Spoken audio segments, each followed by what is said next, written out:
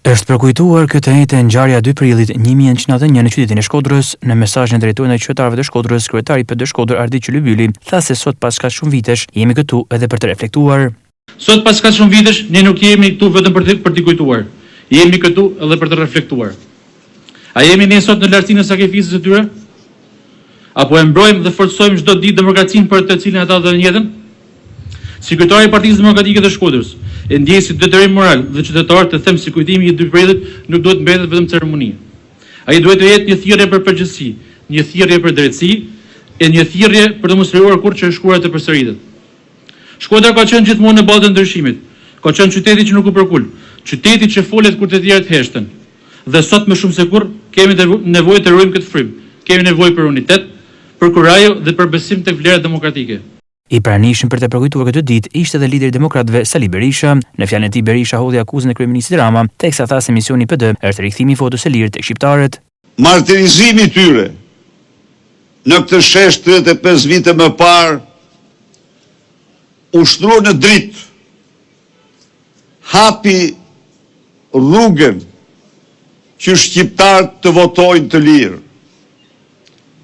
bëri të mundur që shqiptarët me votën e tyre të përmbysin regjimin më mizor që Europa kishte njohur pas luftës së dytë botërore. Përdor pushtetin për të pasuruar.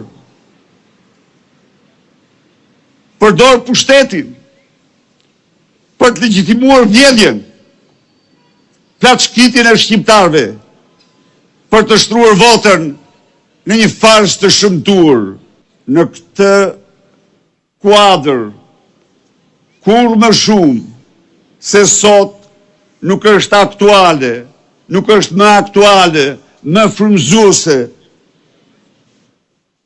sakrifica e martirëve të 2 prillit,